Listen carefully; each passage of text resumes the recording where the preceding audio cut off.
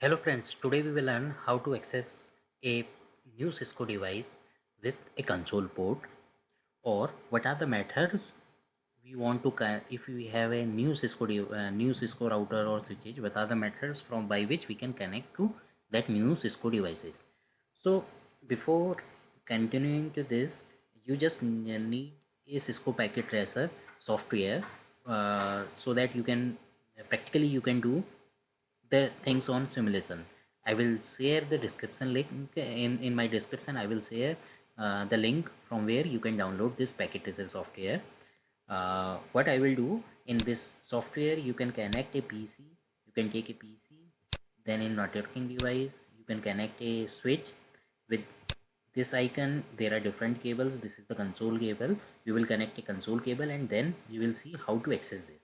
Before moving further, you must know some theoretical concept about the management port and or console port.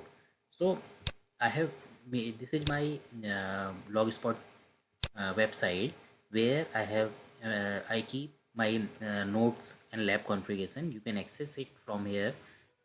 Here you can click on this new router access. If you will click on this new router access, you will have a notes regarding how to access a new devices, new Cisco devices. So apart from this is my education channel, iEducation. I will share the link of this channel also. And here if you will click on this playlist and if you will click on this free Cisco class English, then you will get a free video training for this free this for Cisco certification.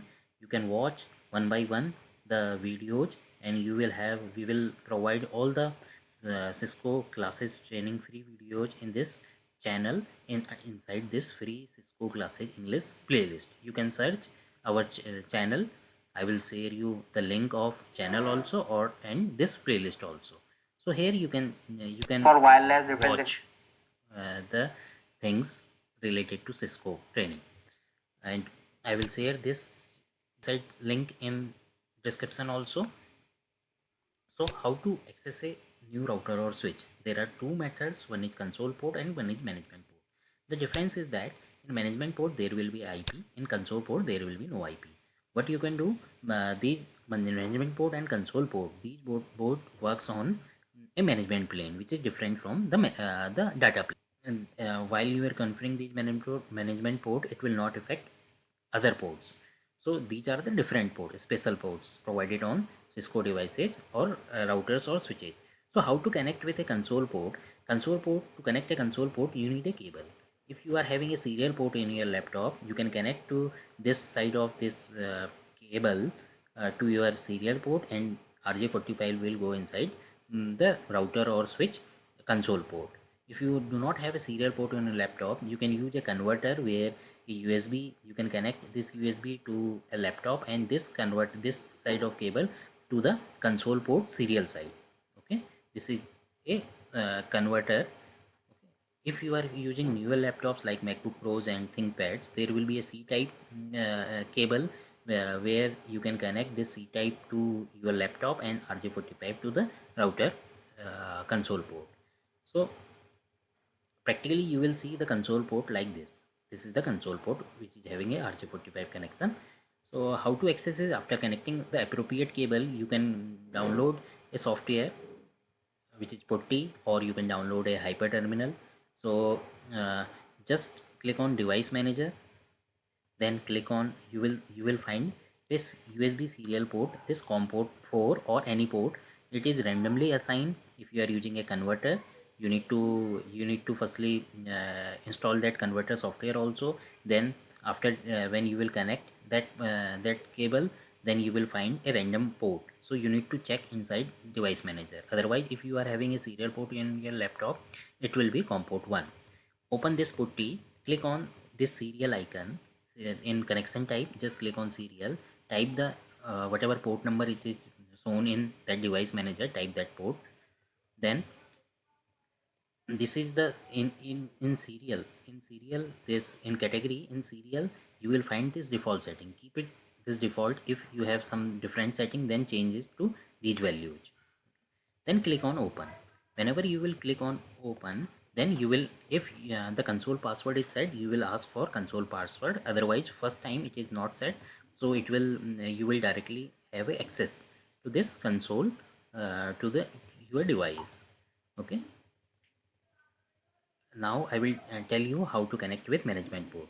For management port, there you need a simple RJ45 UTP cable. You need to connect one side to your LAN card of your laptop and another port to the management port.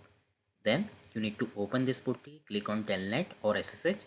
You can type the IP address. There will be a default FractiSet IP address. If you do not know, you can see the documents of whatever router or device you have. You will find this management IP. If your management IP, if you are typing this and it is unable to connect, then you can check with your, you just open a browser, open this IP, then see in your web interface. If you have access from web interface, you can allow the telnet or SSH. By default in some Cisco devices it is telnet, and this SSH is not enabled. So you need to, from a web browser, you need to log into this IP. There will be a username and password.